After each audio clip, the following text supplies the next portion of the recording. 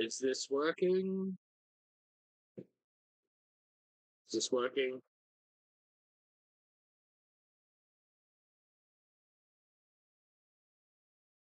Okay. Swallowing a cigarette.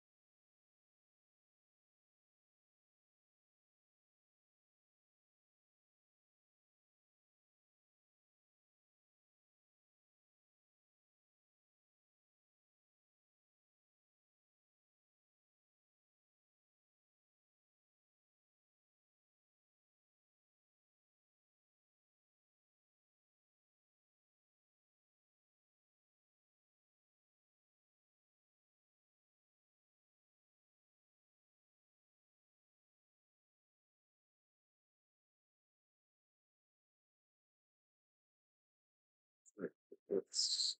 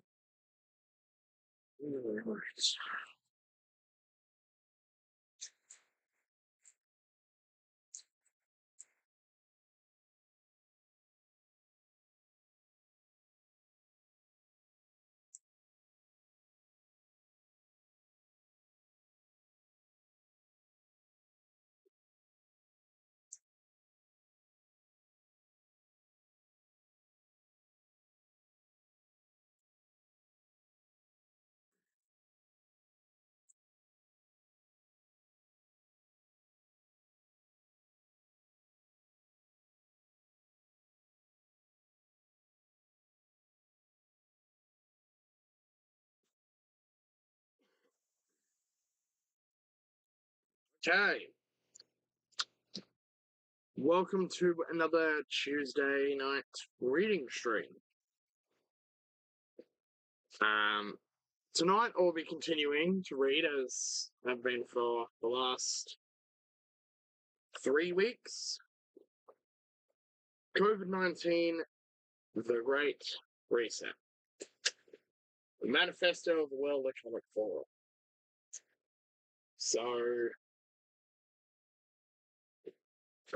last time I got through to 1.3 societal reset. So, still reading chapter 1, which is the macro reset. Chapter 1 will take a while. It'll take a number of weeks. As you can probably see behind me, I have a red Eureka flag. Now, for some context, the red Eureka flag is essentially just a communist version of the Eureka Stockade flag. I also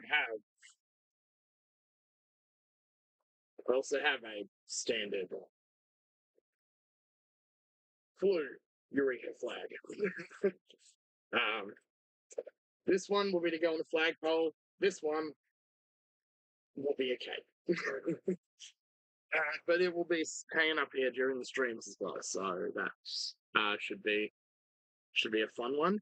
Now, for last Thursday's gaming stream, I had to postpone that one because I was up in the Tablelands for an extended family reunion, and that the connection was absolutely dog shit. The camp Wi-Fi wasn't great, and even my mobile connection was not good enough that I could pass it through to the laptop to play. So this Thursday, I will be playing Sonic Racing Crossworlds while getting absolutely shit-faced on Fireball Cinnamon Whiskey.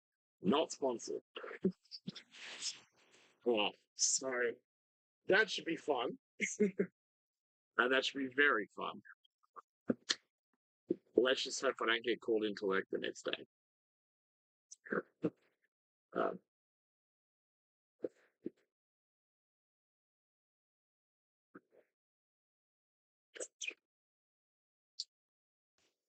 as for tonight, I did have to push the stream back an hour. I had something to do, but now we can continue reading. And I would like to start. Well, fuck you. I would like to start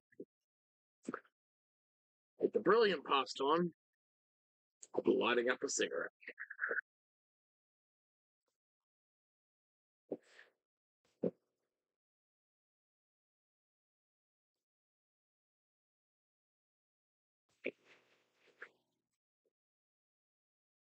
Fabulous.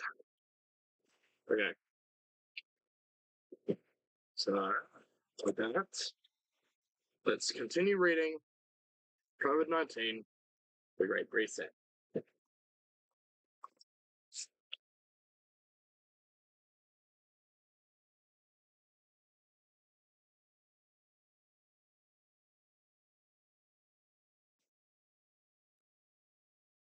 One point three. Societal reset. Historically, pandemics have tested societies to their core. The 2020 COVID-19 crisis will be no exception. Comparable to the economy, as we just saw, and geopolitics, as we will see in the next chapter, the societal upheaval unleashed by COVID-19 will last for years and possibly generations.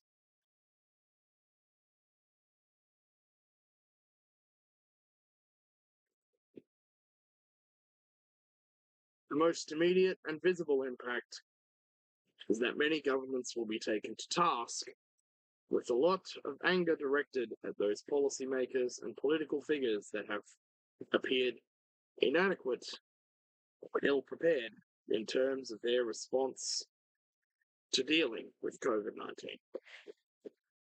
As Henry Kissinger observed, nations cohere and flourish on the belief that their institutions can foresee calamity, arrest its impact, and restore stability.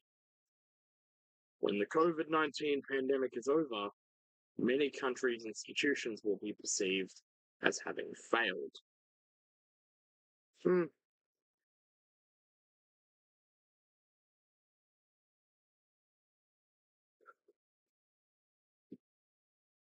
This will be particularly true for some rich countries endowed with sophisticated health systems and strong assets in research, science, and innovation, where citizens will ask why their authorities did so poorly when compared to others.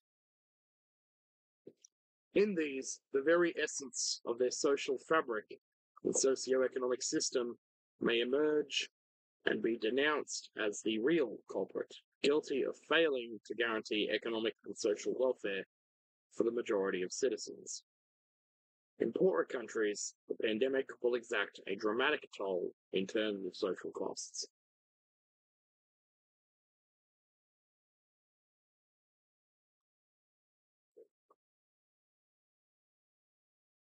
It will exacerbate the societal issues that already beset them, in particular poverty, inequality, and corruption.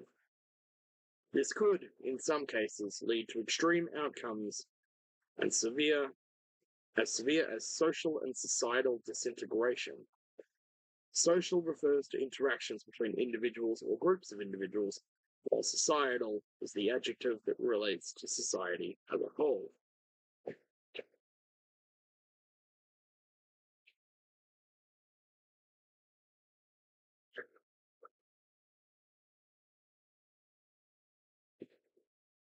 Are there any systemic lessons to be learned relating to what has and hasn't worked in terms of dealing with the pandemic? To what extent does the response of different nations reveal some inner strengths and weaknesses about particular societies or systems of governance? Some, such as Singapore, South Korea, and Denmark, among others, seem to fare rather well and certainly better than most. Others, such as Italy, Spain, the US, or the UK, seem to underperform on different counts, whether in terms of preparation, crisis management, public communication, the number of confirmed cases and deaths, and various other metrics.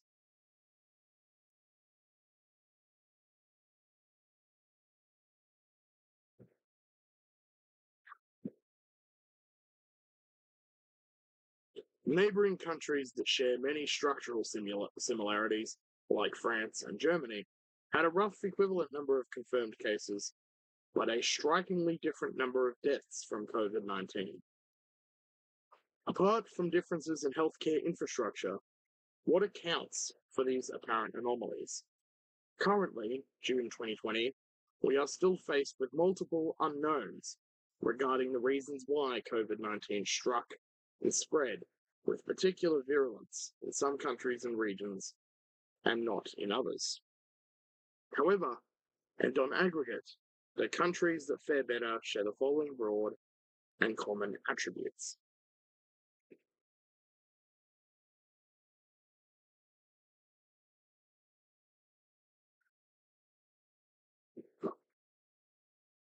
They were prepared for what was coming, logistically and organizationally.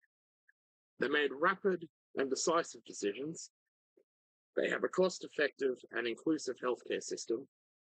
They are high-trust societies in which citizens have confidence in both the leadership and the information they provide.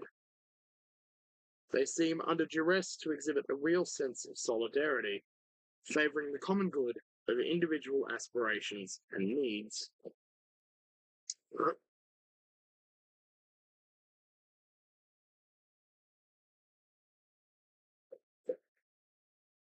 With the partial exception of the first and second attributes that are more technical, and albeit technicality has cultural elements embedded in it, all the others can be categorized as favorable societal characteristics, proving that core values of inclusivity, solidarity, and trust are strong determining elements and important contributors to success in containing an epidemic.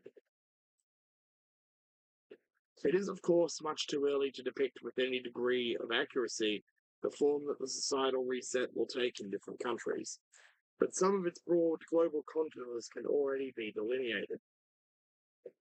First and foremost, the post-pandemic era will usher in a period of massive wealth redistribution, from the rich to the poor, and from capital to labor.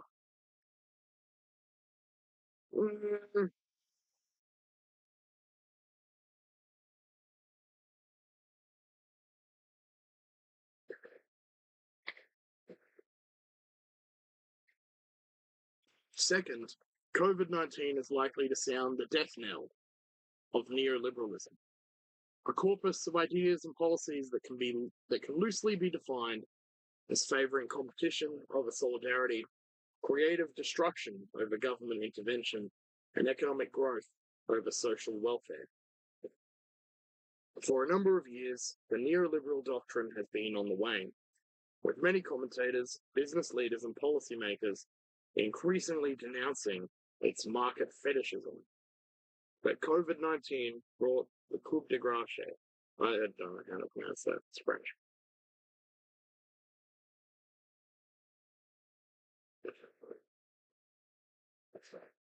It is no coincidence that the two countries that over the past few years embraced the policies of neoliberalism with most fervor, the US and the UK, are among those that suffered the most casualties during the pandemic. These two concomitant forces, massive redistribution on the one hand and abandoning neoliberal policies on the other, will exert a defining impact on our society's organization, ranging from how inequalities could spur social unrest to the increasing role of governments and the redefinition of social contracts.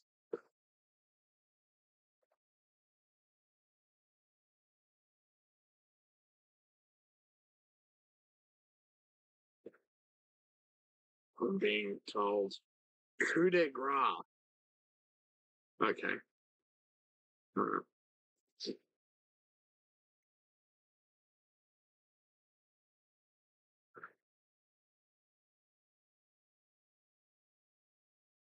Inequalities.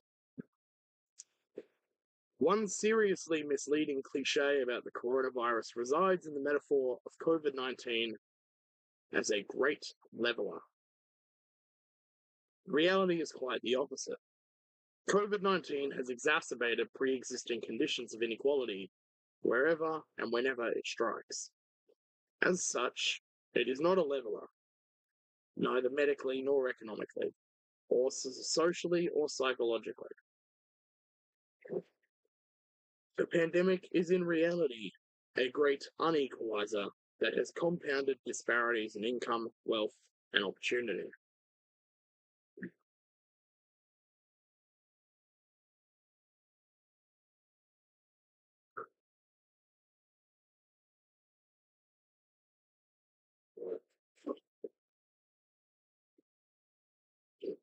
It has laid bare for all to see not only the vast numbers of people in the world who are economically and socially vulnerable, but also the depth and degree of their fragility. A phenomenon even more prevalent in countries with low or non existent social safety nets, or weak family and social bonds. This situation, of course, predates the pandemic, but as we observed for other global issues, the virus acted as an amplifier, forcing us to recognize and acknowledge the severity of the problems relating to inequality, formerly brushed aside by too many for too long.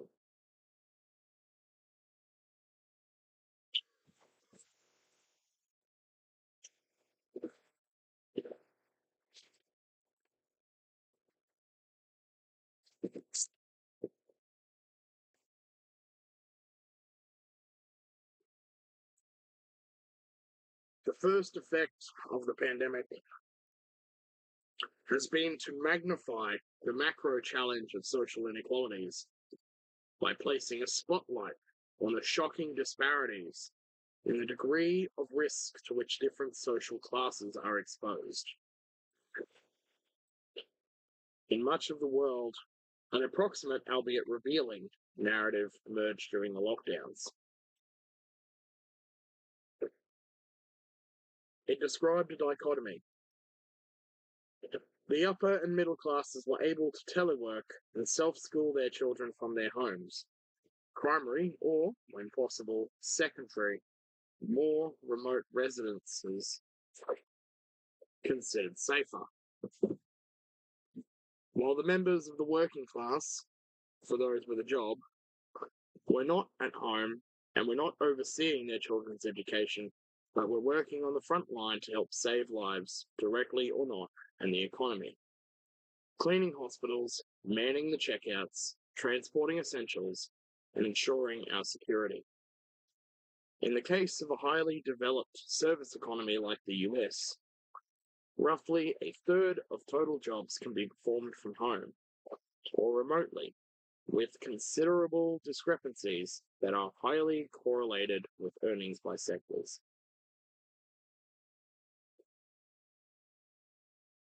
More than 75% of American finance and insurance workers can do their job remotely, while just 3% of much lesser paid workers in the food industry can do so.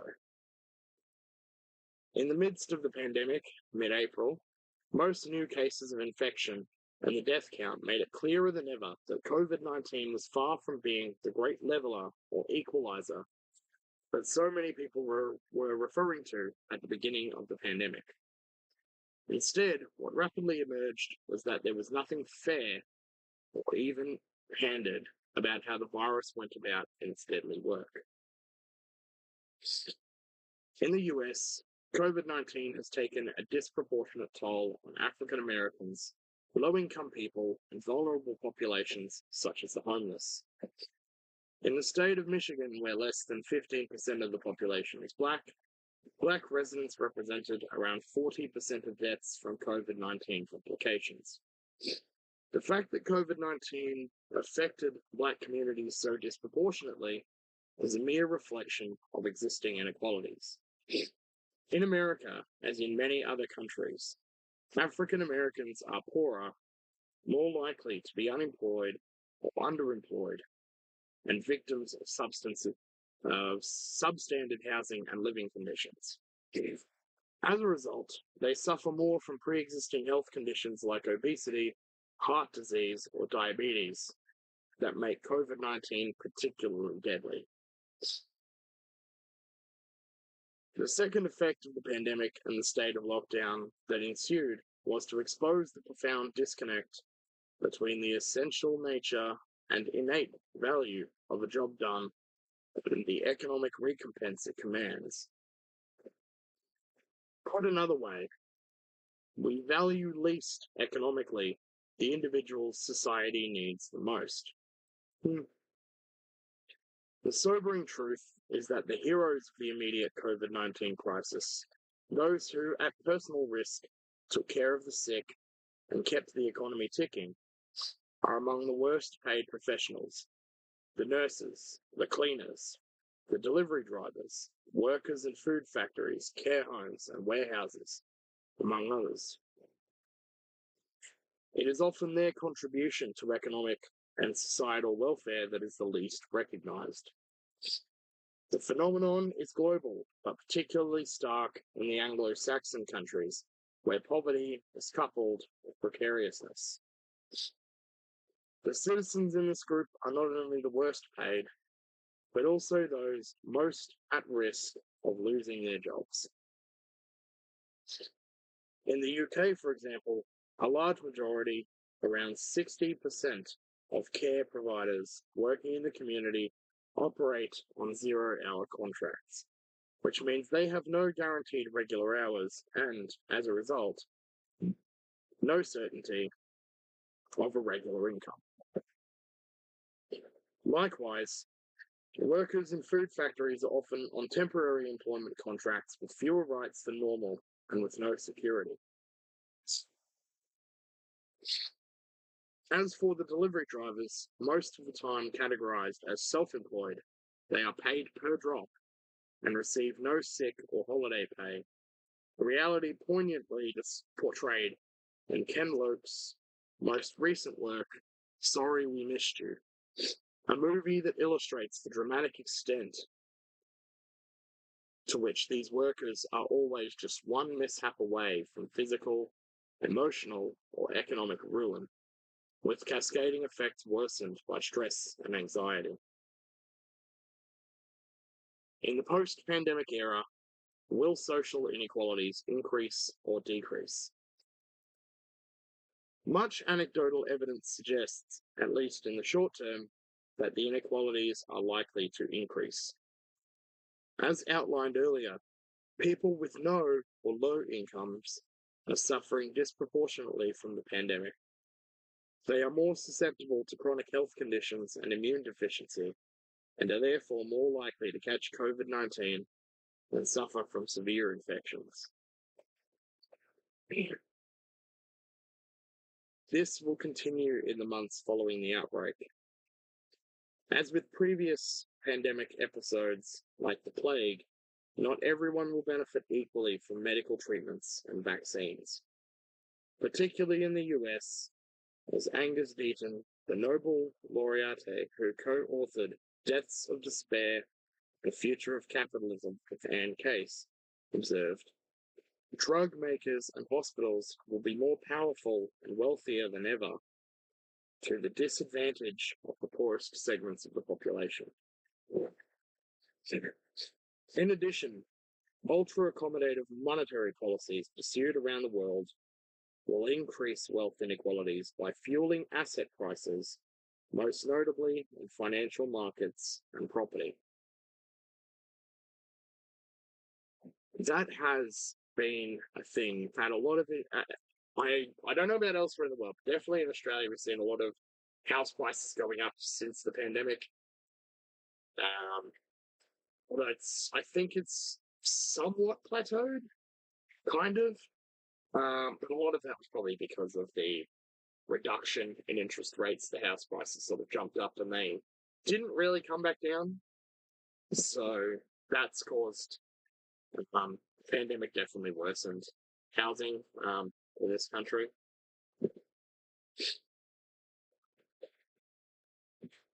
However, moving beyond the immediate future, the trend could reverse and provoke the opposite, less inequality. How might it happen? It could be that enough people are sufficiently outraged by the glaring injustice of the preferential treatment enjoyed exclusively by the rich that it provokes a broad societal backlash.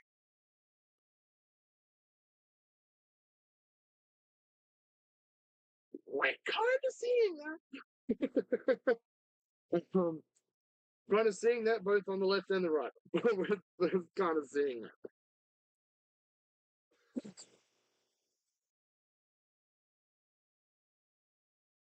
In the US, a majority or very vocal minority may demand national or community control over healthcare, while in Europe, underfunding of the health system will no longer be politically acceptable.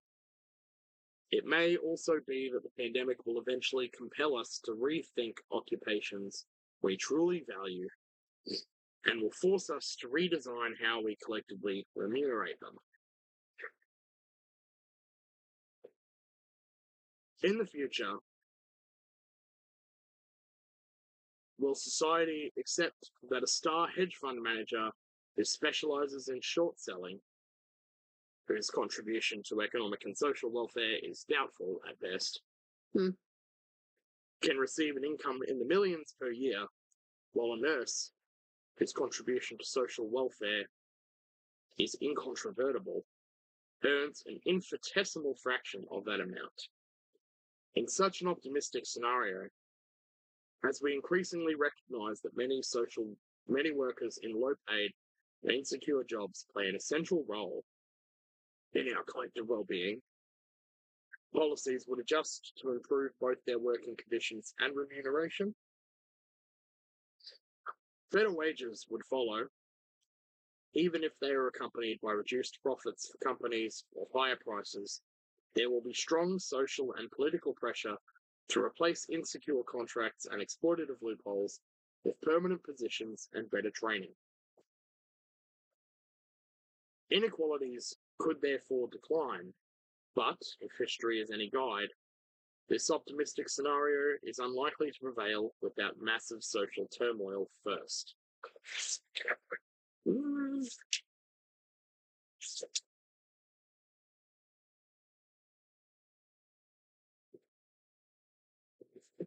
Social unrest. One of the most profound dangers facing the post-pandemic era is social unrest.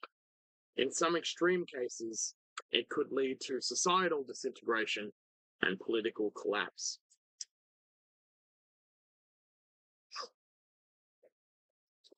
Countless studies, articles, and warnings have highlighted this particular task or particular risk, based on the obvious observation that when people have no jobs, no income, and no prospects for a better life, they often resort to violence.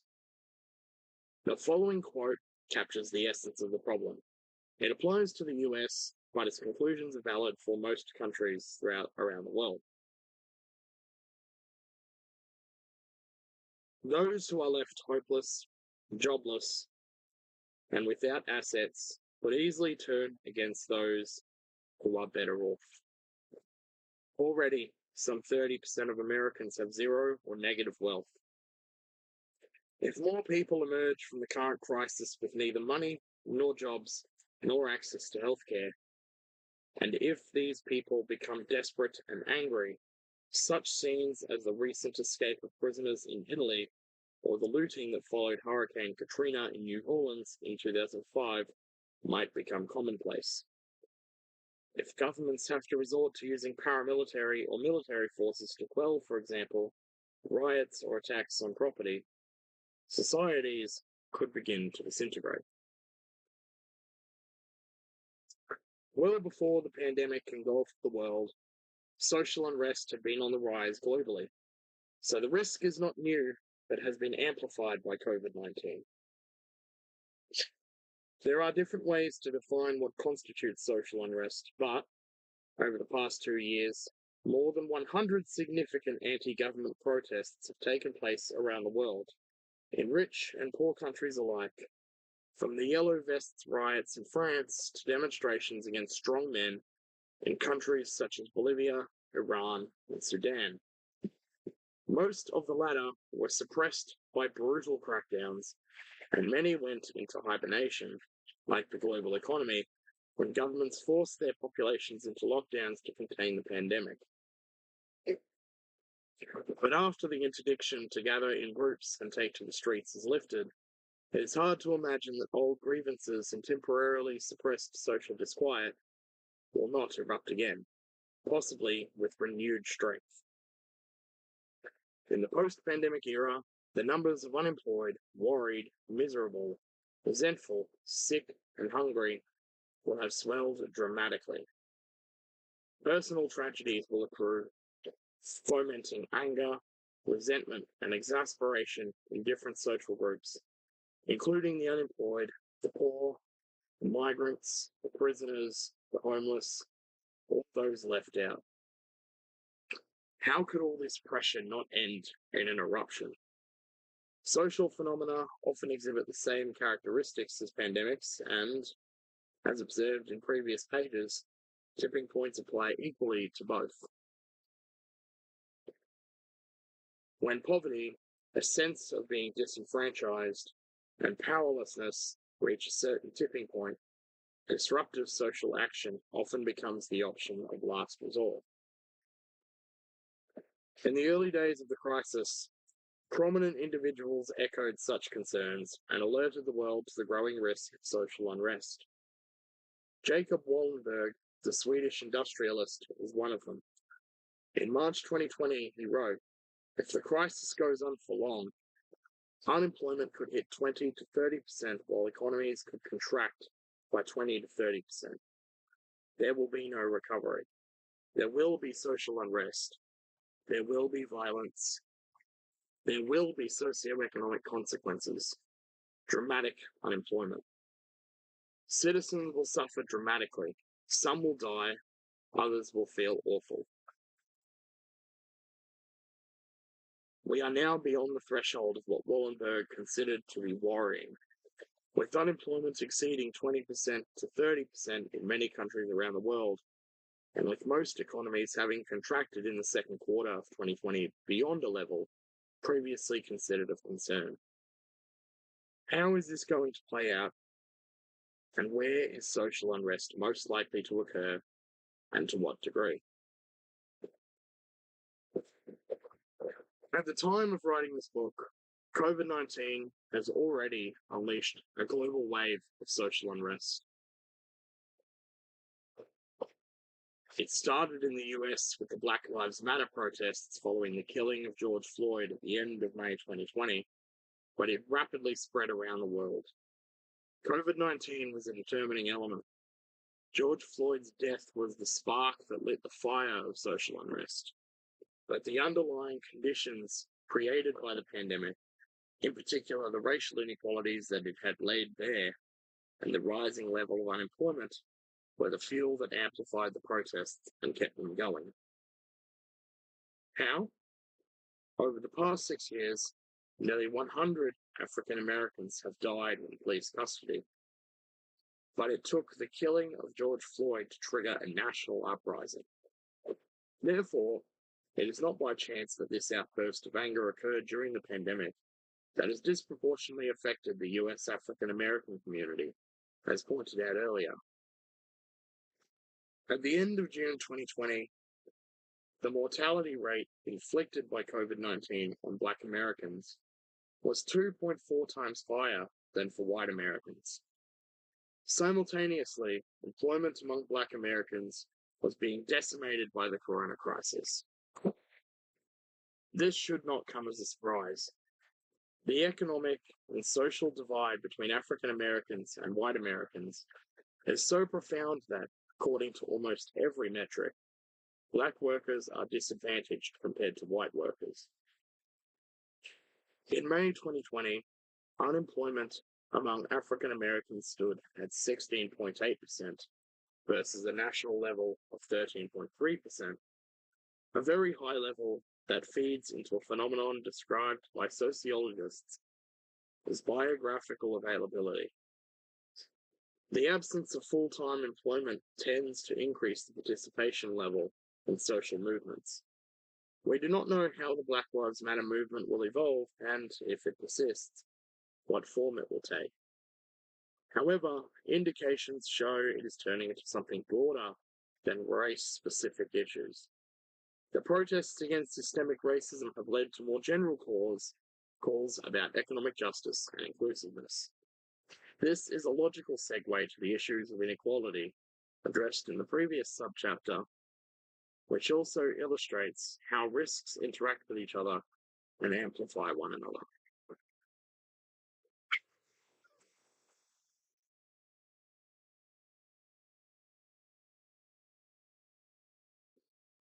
It is important to emphasize that no situation is set in stone, and that there are no mechanical triggers for social unrest.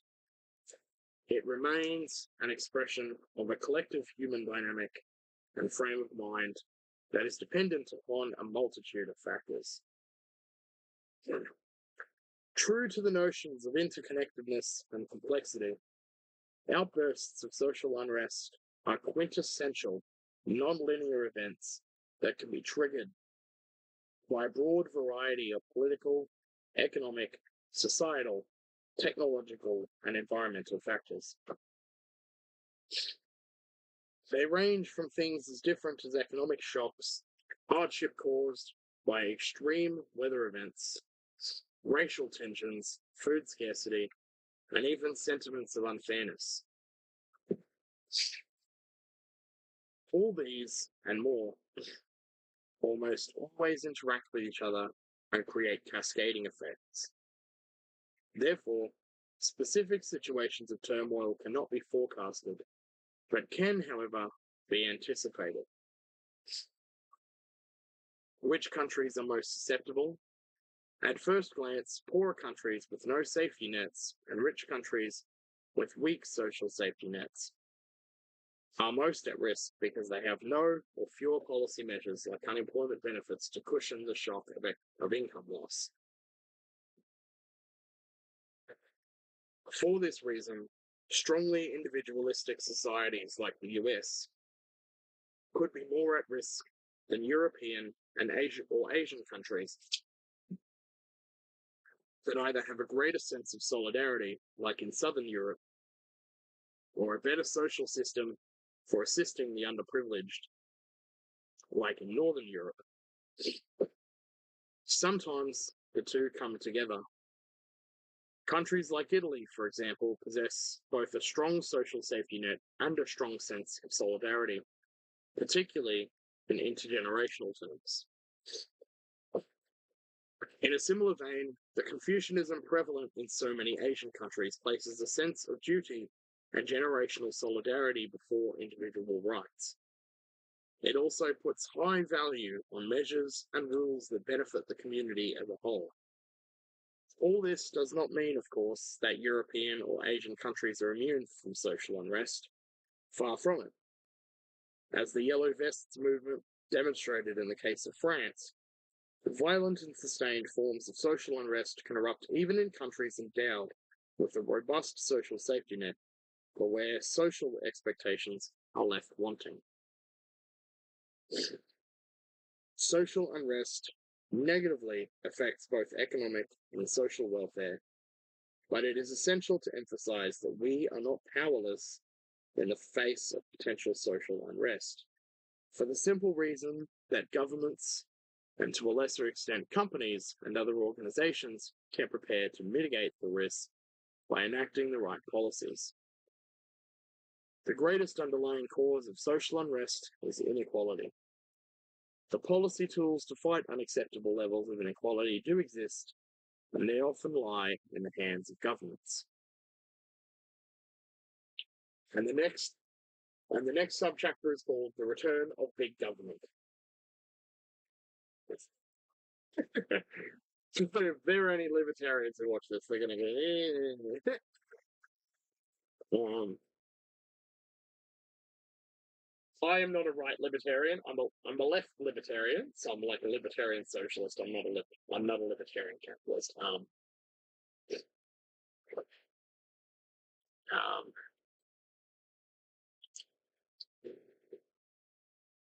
and when you really think about it,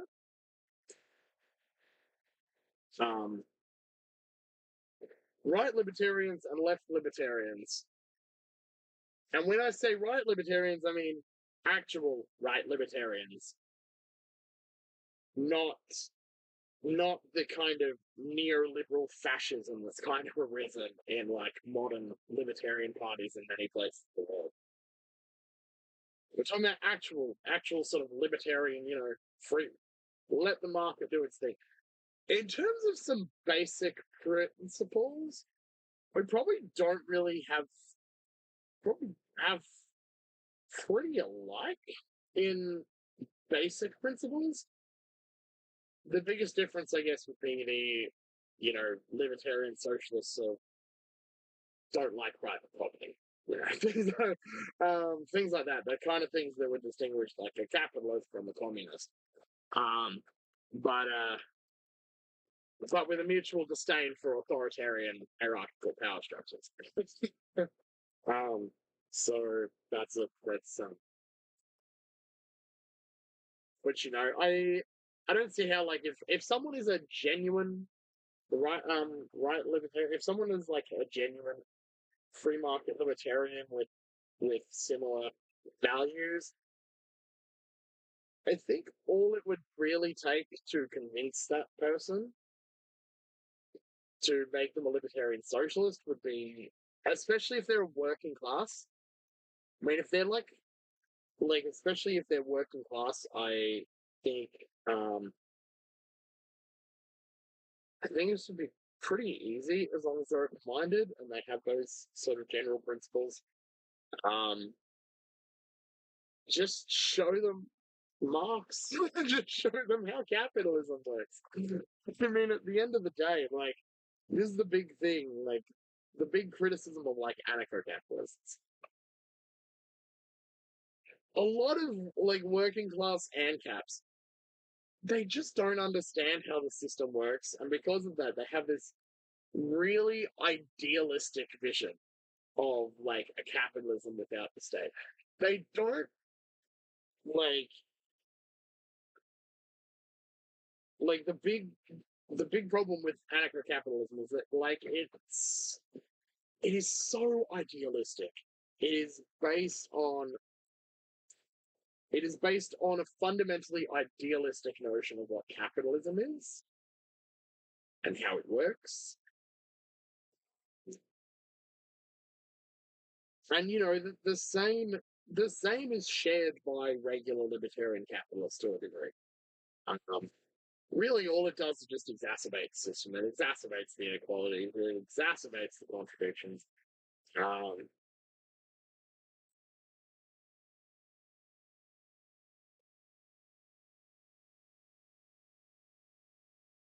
like one could really say, if you really wanted to be like an instrumentalist, like the kind of person that Marx was in some way, because I remember hearing that Karl Marx had supported free trade policies over the protectionist policies of the time because he thought it would exacerbate the contradictions of the system.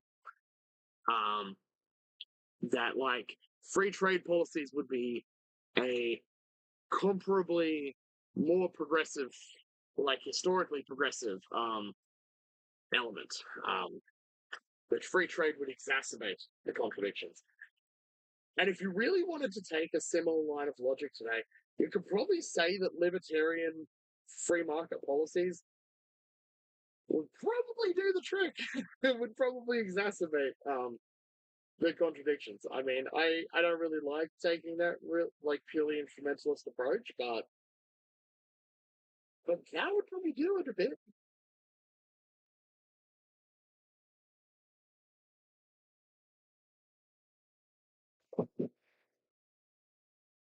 So I could see that doing a bit to exacerbate the contradiction. Um, Whereas, like in terms of like anarcho-capitalism, on the other hand, that shit is a fucking dystopia. Like, if that gets put into practice, that shit will be a fucking dystopia. Like, you want to know what anarcho-capitalism would look like? Ironically, look at the techno-feudalist neo-reactionism of the Silicon Valley tech bros.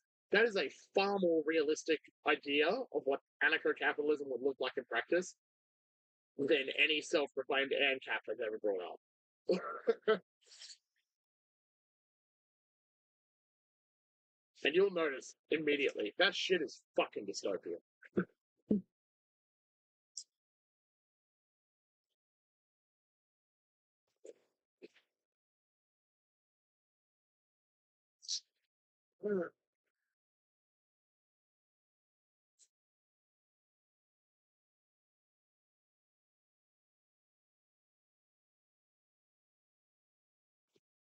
Let's continue reading.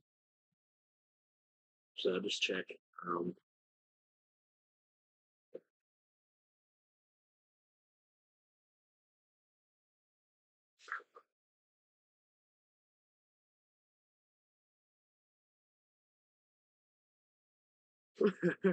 You're told that's accelerationism. Well, I guess Marx was an accelerationist.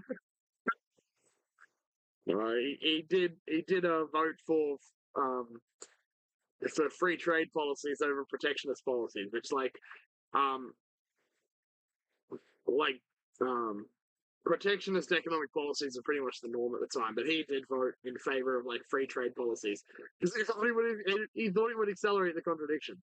It really is not just that simple. What's the other one? No, the problem is that they do not see the state or government as a corporation, which it is. Um,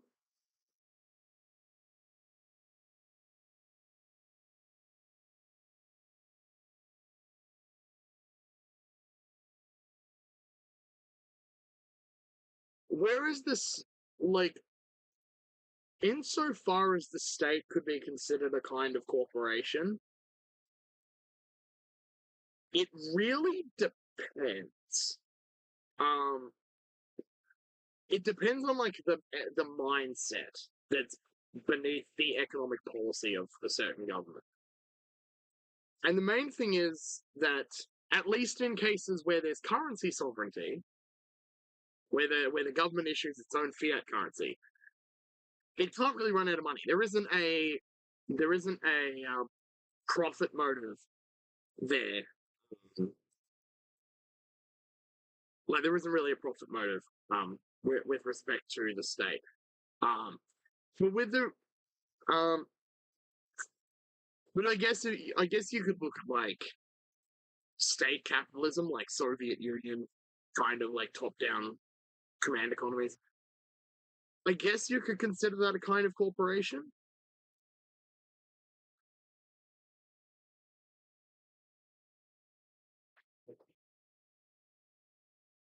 Another response: mindset doesn't matter; it is structure. You have a president, CEO, PM. The thing is, though, that those people are elected. I mean, a like the people elect a like a president or a prime minister or something. Like it's not.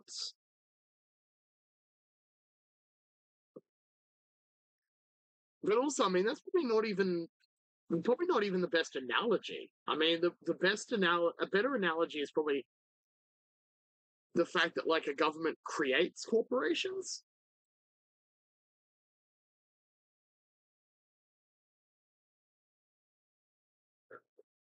Well, yeah, the people don't elect PMs, the party does. Yeah, with regards to like a parliamentary multi-party system, yeah, the people elect a party, and the party decides who the prime minister is.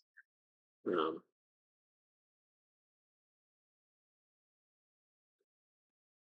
but like that's pretty much it. Like the um, but yeah, I mean it's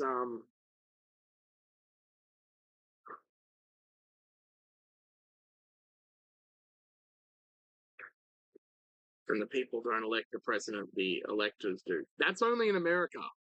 That's only in the US. That's only in the US where you have that fucked up electoral college system. That's like in other countries, it's literally not that complicated in other countries to have a president. It is literally just like, oh, there are very, very few governments where the people directly elect the president. I'm pretty sure that's every country.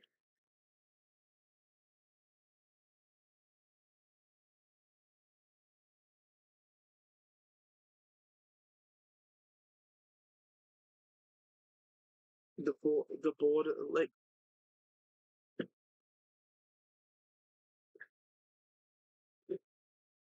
I mean, even the electoral college system, isn't that still based on the popular vote of each state? And there are just a certain number of electoral college points for every state, and that's what decides.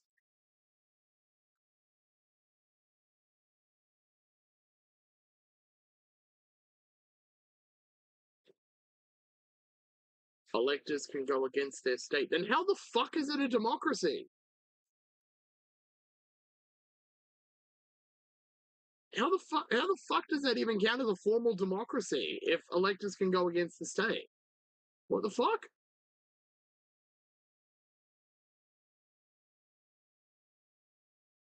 A minority democracy? What the fuck does that? What the fuck does that mean? That the electors decide everything? What?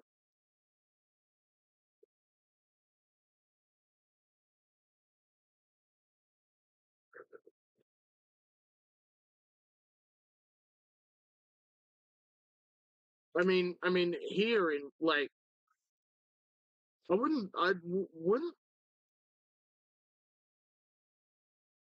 I mean, if we're talking about like, I mean, you say same with Canada, same with the UK, both of whom run on the Westminster system like Australia does. Like, I mean, the head of state is the monarch, which I think is problematic, but like, but in terms of like the parliamentary system, like the people in the different electorates vote for um vote for their representatives, and the prime minister becomes the one who is like the leader of the majority party in a coalition or just a single party.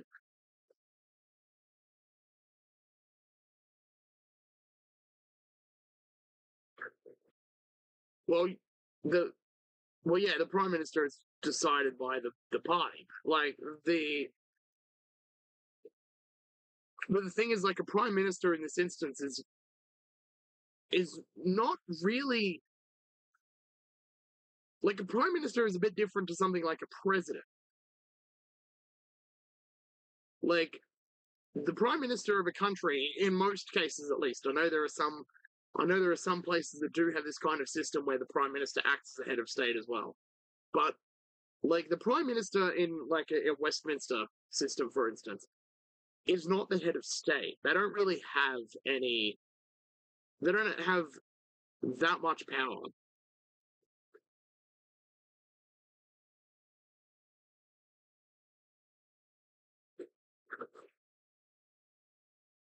Canada's PM is 10 times more powerful. How? How? Like influence over the party? Is that like influence over the party? Is that why?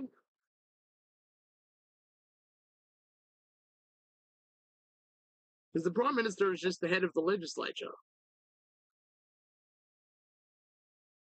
Like the executive is the British monarchy, but the or I guess like in the They can effectively appoint every government position and cannot be vetoed. They choose the Supreme Court. They choose the Governor General.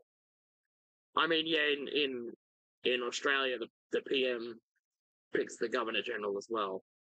Well, they choose the ministers, but they choose the ministers from their own party. The House of Lords, isn't that just a British thing?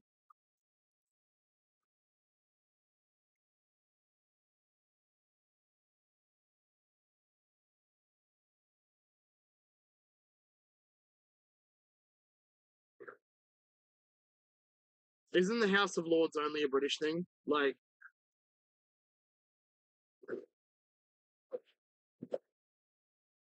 legally, they could just say no to giving out power. No? Wait, does Canada have a slightly different system to Australia? Because legally, the Prime Minister here cannot just say no. The role of the Governor General is to dissolve the Parliament. Like, I mean, Gough Whitlam was not given the opportunity to just say no when he, like,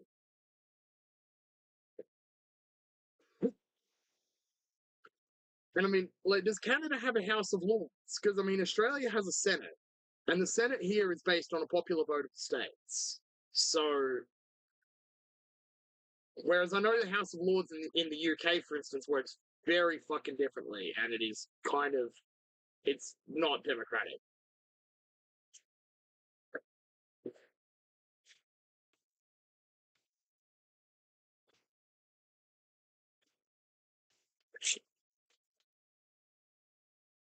Canada's government is based on precedent and tradition. Well, what the fuck? What precedent? What tradition?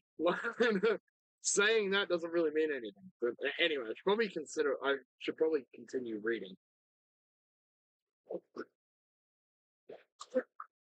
Um, the return of big government. In the words of John McLeathwaite and Adrian Woolridge,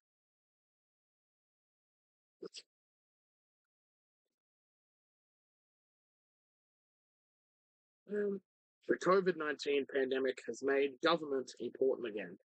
Not just powerful again, look at those once mighty companies begging for help, but also vital again. It matters enormously whether your country has a good health service, competent bureaucrats, and sound finances. Good government is the difference between living and dying. Hold on, I go to Senate of Canada. Let's. The Senate is modelled after the British House of Lords. Oh, yeah, okay, so.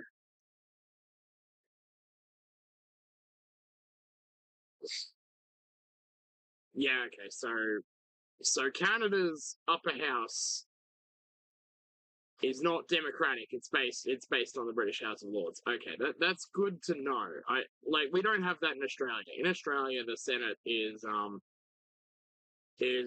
elected based on the popular vote of the states. Um, the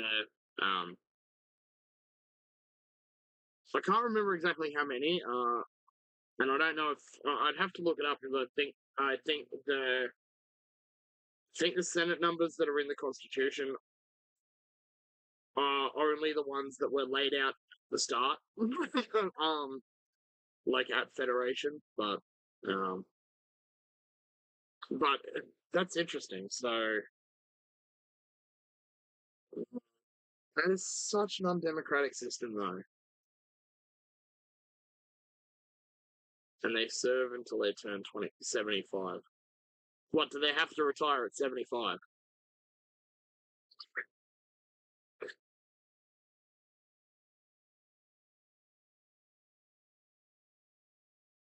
That's not bad.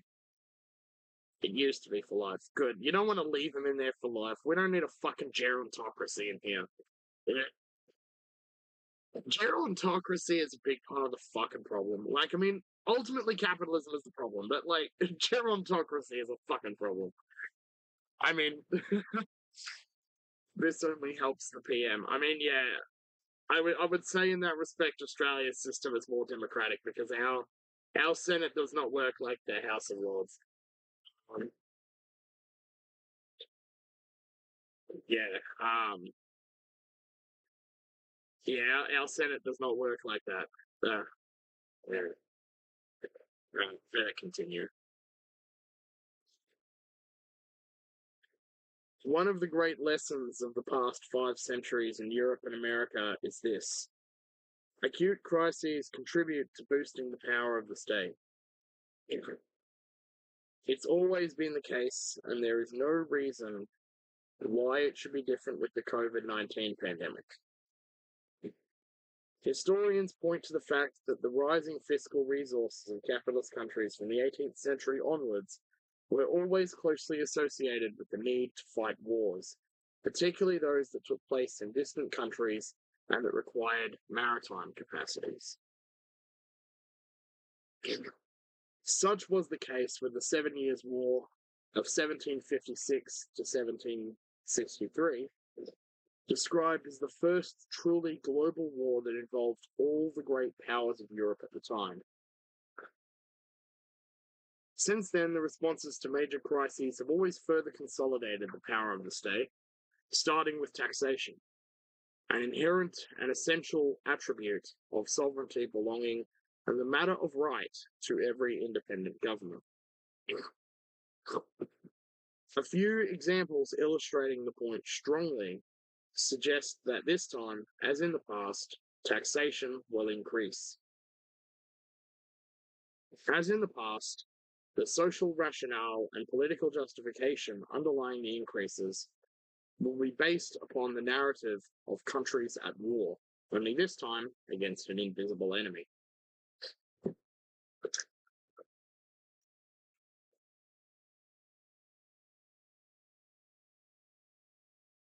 France's top rate of income tax was 0 in 1914.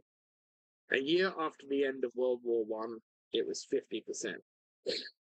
Canada introduced income tax in 1917 as a temporary measure to finance the war, and then expanded it dramatically during World War II, with a flat 20% surtax imposed on all income tax payable by persons other than corporations, and the introduction of high marginal tax rates. Rates came down after the war, remained substantially higher than they had been before. Similarly, during World War II, the income tax in America turned from a class tax to a mass tax, with the number of payers rising from 7 million in 1940 to 42 million in 1945. The most progressive tax years in US history were 1944 and 1945, with a 94% rate applied to any income above $200,000, the equivalent in 2009 of 2.4 million. Such top rates, often denounced as confiscatory by those who had to pay them, would not drop below 80% for another 20 years. 94% rate. How much would that be? Of two, like, I'm not, like, that's only making what, $200,000 with a 94% tax rate. How much is that? What the fuck? That's insane.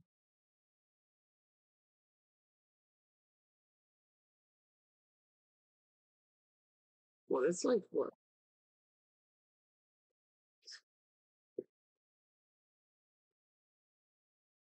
At the end of World War II, many other countries adopted similar and often extreme tax measures. In the UK during the war, the top income tax rate rose to an extraordinarily stunning 99.25%. What the fuck? That's insane.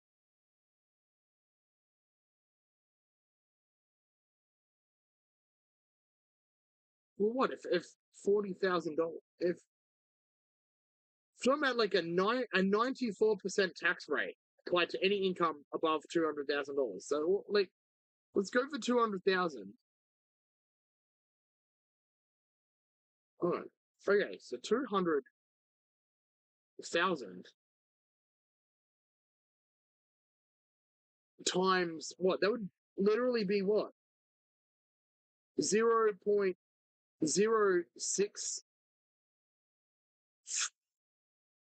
Fucking Christ.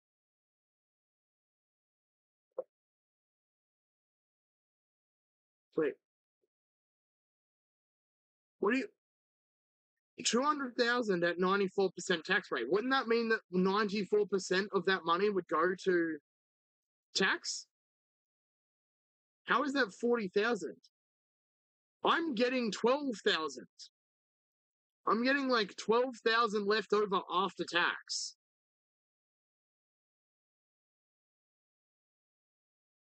Wait.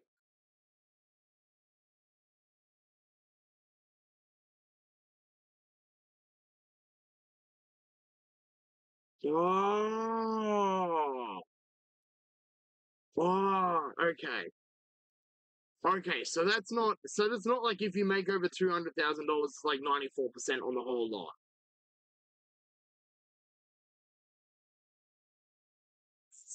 Fucking hell. That's crazy. Though, I mean, okay, if we're talking about if we're talking about a system like that, like maybe, maybe we're talking about a progressive tax system where like if you're earning over so much amount, then you pay a ridiculously high tax rate. I mean,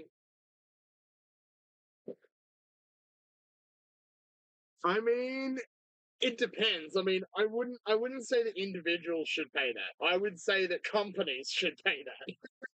So the corporations should pay that much on their profits. No, it's nuts. That confused the fuck out of me. I was like, that's. I was like, that would leave. I was like, leave. I was like, that would leave the poor cunt at like $12,000. That's fucking what? What's like? What was like the cost of living? What was the cost of living in like 1944, 1945? Was it enough that like being left with $12,000 would companies would move overseas, seize their resources? I mean, really, I think there should be a thing like if you want to avoid like capital flight, fucking say if you try it, we will seize all your shit. I know like that's I know in a lot of countries that's not constitutional, but like it should be. It should be. You want to avoid capital flight and have like like super like social like extreme social democratic welfare policies. Uh, total nationalization literally results in complete national collapse unless you become super. No, it doesn't. It just results in state capitalism. Just results in state capitalism. I mean, if you're doing total nationalization, that's just what Soviet Union type shit, is it not? Like extreme social democracy. Like,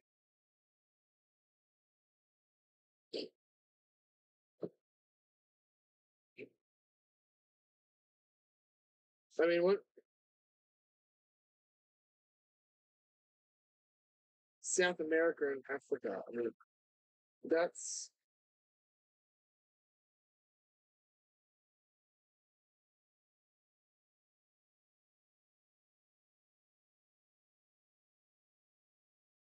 oh, hang on a second.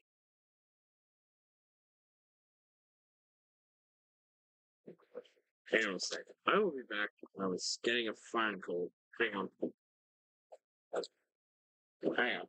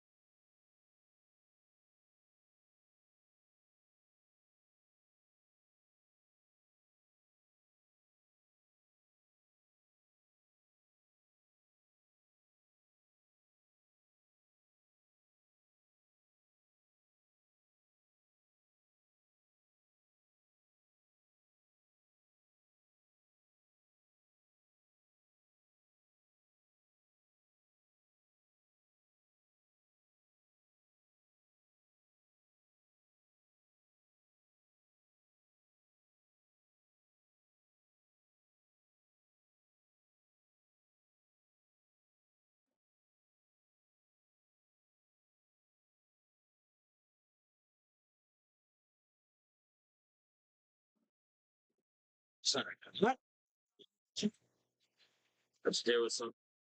When they total nationalized dozens of times, each time resulting in extreme poverty.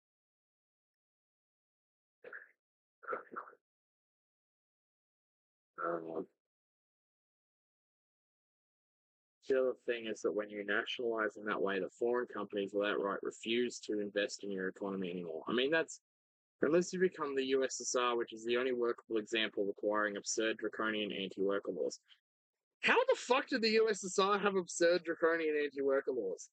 I mean, they had a lack of civil liberties, but like, I mean, in terms of welfare, the USSR had like a lot of fucking welfare.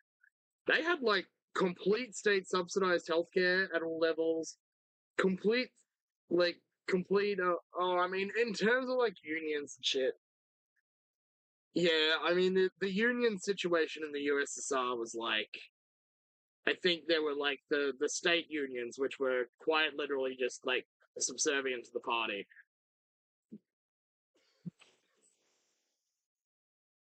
I mean, yeah, you had, I suppose you had like anti worker laws, but you also had, there was also a lot more welfare though. Like, there was a lot of welfare. Like, the USSR probably had the biggest welfare state the world's ever seen. Like, they had like 100% state subsidized education for at all levels, including like tertiary.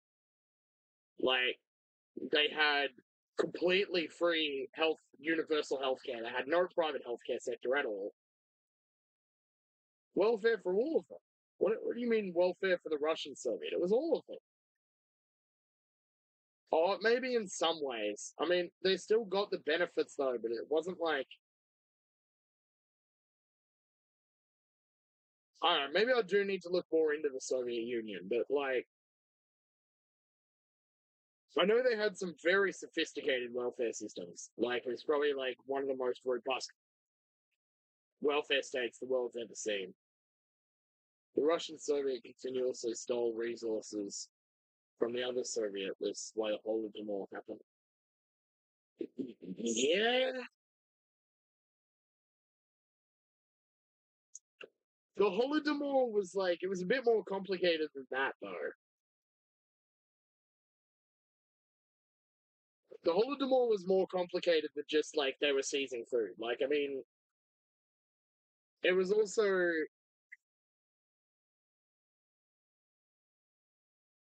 I mean, it was also, I mean, keep in mind, like, the Holodomor, like, it was happening when, like, hold on, when was the Holodomor?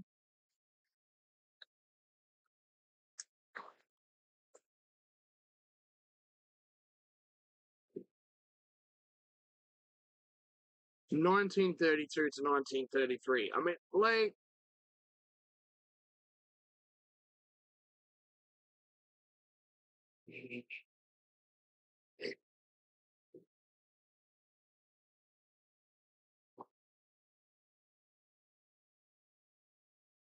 um,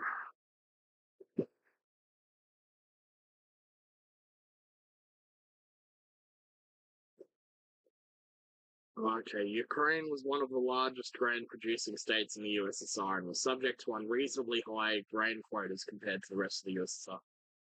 Yeah, um,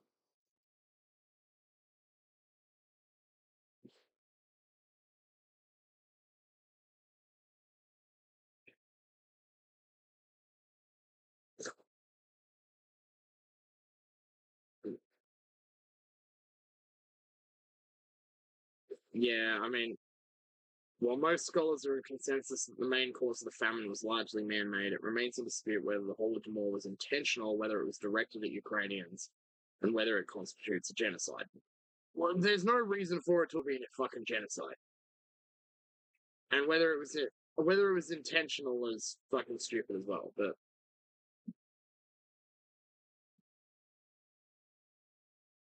it's also why Russia wants Ukraine today. It's majorly for their food output. The territory is secondary. If it was man-made, then it was a genocide. No, because a genocide requires intent. Like that's the big thing. A genocide requires intent. Like if the crap going on in Gaza really was just collateral damage, then it wouldn't be a genocide. But the fact is, they have made genocidal statements. I mean, they've like Israeli politicians have made genocidal statements. That's why the Trail of Tears wasn't mass murder. I mean, that was like, I mean, was the intention not to? I suppose like the Trail of Tears was what when they forced a shit ton of Native Americans to like fuck off to the Indian Territory or something. Then it would be more less genocide, more ethnic cleansing, which is still bad.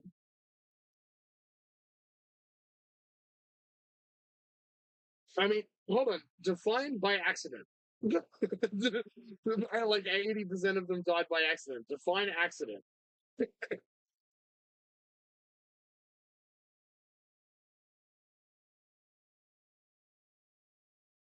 Starvation. Well, I mean, if you're depriving them of food, that kind of starts to border on genocide.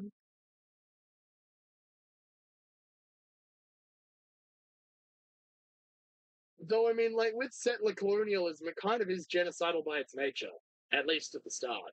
In Israel's case, it's never fucking stopped. But in terms of like settler colonialism is by its nature built on ethnic cleansing and genocide. Like pretty much every single time. It was that example in the US, it's that example in Australia, it's still that example in Israel, they're still killing them. But yeah. I don't know. I'll probably end up having to just like finish this section and then I'll like finish off the stream. Just random fucking but yeah, here we are. At times, the sovereign power of the state to tax translated into tangible societal gains in different domains, such as the creation of a welfare system. However, these massive transitions to something entirely new were not always defined in terms of a response to a violent external shock or the threat of one to come. World War II, for example, led to the introduction of cradle to grave state welfare systems in most of Europe. So did the Cold War. Governments in capitalist countries were so worried by an internal communist rebellion that they put into place a state led model to forestall it. This system, in which state bureaucrats manage large chunks of the economy, ranged from transportation to energy, stayed in place well into the 1970s. Yeah, I mean, that was definitely a big part of the reason for a lot of the welfare systems. It was especially in the Nordic countries. Like people talk about the Nordic countries being ideal capitalism. The only reason they implemented those welfare policies was because they had the fucking Soviets right next door. So they had the Soviets right next door with like the most robust welfare system the world had ever seen. Like that's really well, like not that that makes the Soviet Union communist because it wasn't. Um, but yeah. Today, the situation is fundamentally different. In the intervening decades in the Western world, the role of the state has shrunk considerably. This is a situation that is set to change because it is hard to imagine how an exogenous shock of such magnitude as the one inflicted by COVID-19 could be addressed with purely market based solutions. No shit. The market does not fix problems, it makes money. That's what libertarians need to understand. The market does not fix problems, it makes money for the people at the top.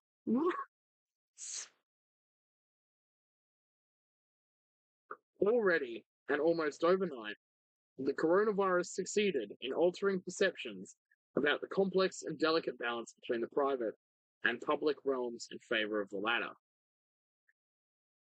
It has revealed that social insurance is efficient and that offloading an ever greater deal of responsibilities, like health and education, to individuals and the markets may not be in the best interest of society. Again. No shit. In a surprising and sudden turnaround, the idea, which would have been an anathema just a few years ago, that governments can further the public good while runaway economies without supervision can wreak havoc on social welfare, may now become the norm. On the dial that measures the continuum between the government and the markets, the needle has decisively moved towards the left. For the first time since Margaret Thatcher captured the zeitgeist of an era, when declaring that there is no such thing as society, governments have the upper hand. That quote is so fucking dumb. There is no such thing as society.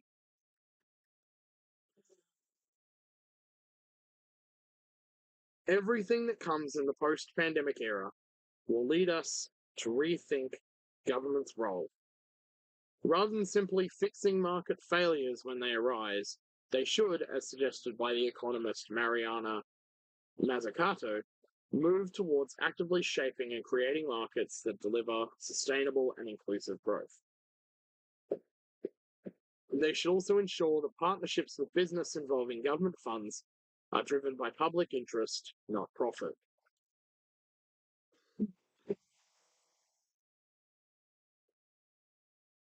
How will this expanded role of governments manifest itself?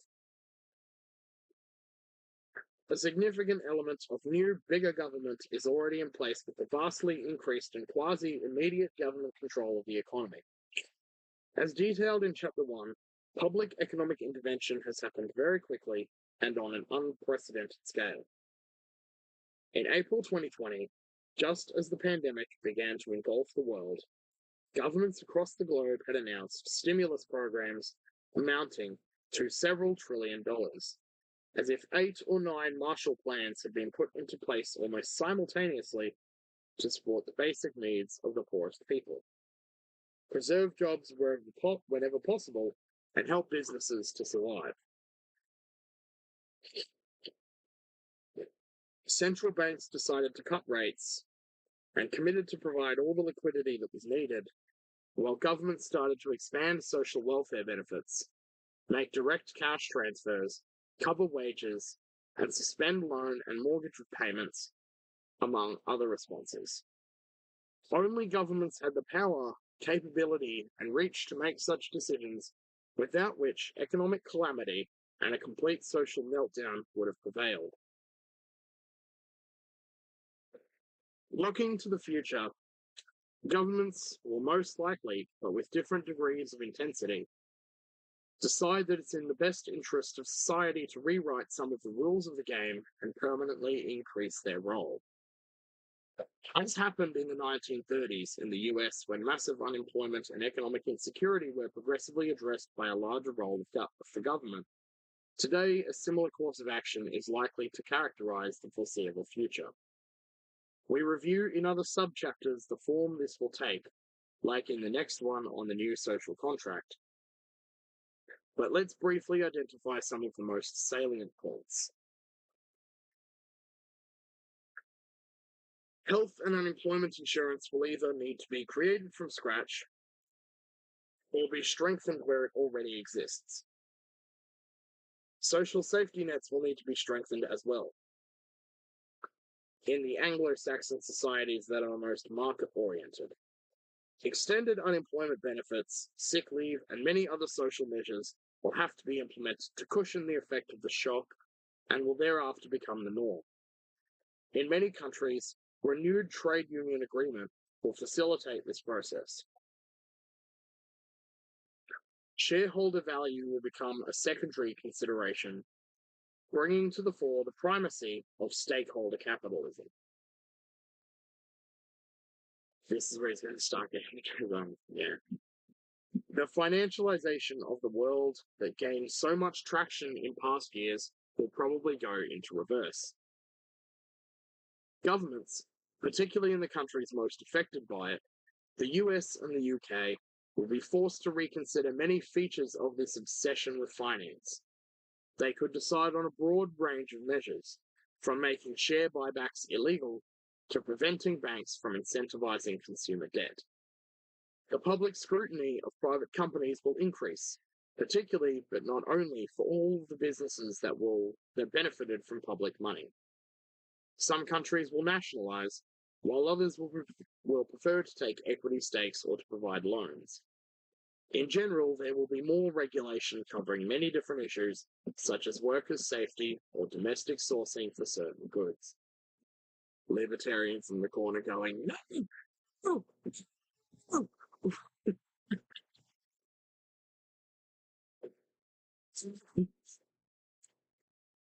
Businesses will also be held to account on social and environmental fractures for which they will be expected to be part of the solution.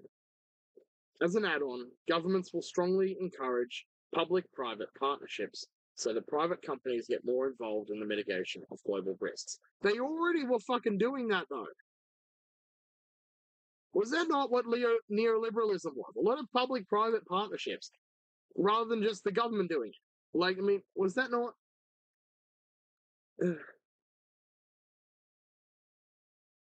Irrespective of the details, the role of the state will increase, and in doing so, will materially affect the ways business is conducted.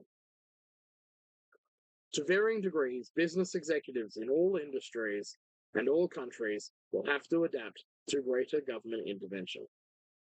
Research and development for global public goods such as health and climate change solutions will be actively pursued.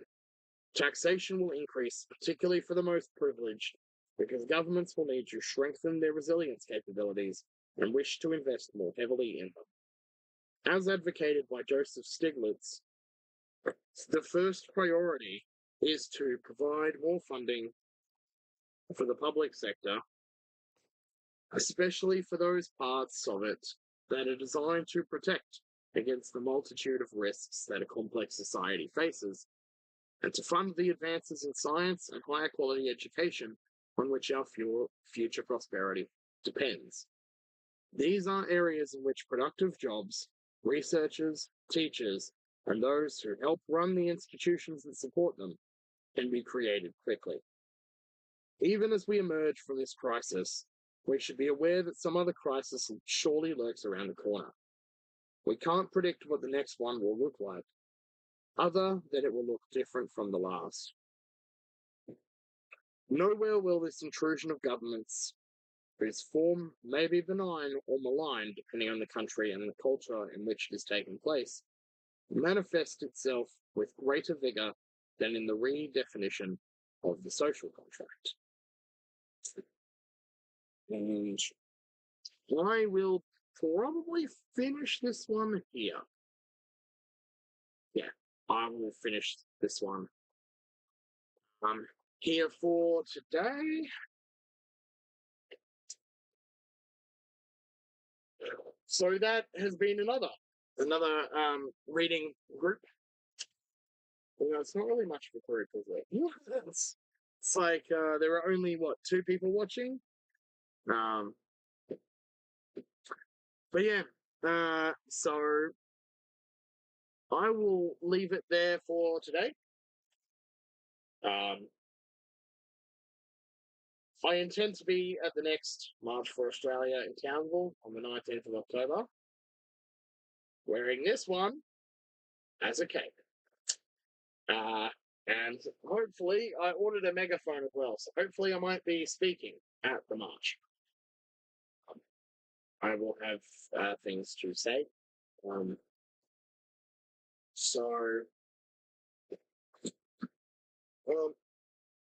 So yeah, and if I make a speech, hopefully I can have it recorded and put it on this channel for people to see. I'm about to start writing sort of speech up. But we will see how that goes. Thursday night. Definitely looking forward to Thursday night. I had bought this before. I bought this before. I think I bought it last Wednesday because I was intending to do the stream last Thursday night. Obviously, that didn't happen. So I did not. I had the restraint to not drink it, to save it for save it all for this week. So when that happens, 6:30 p.m. Thursday, drink driving and Sonic Racing Crossworlds. So I know there'll be some people in one Discord server I'm in who want to make a sticker out of this.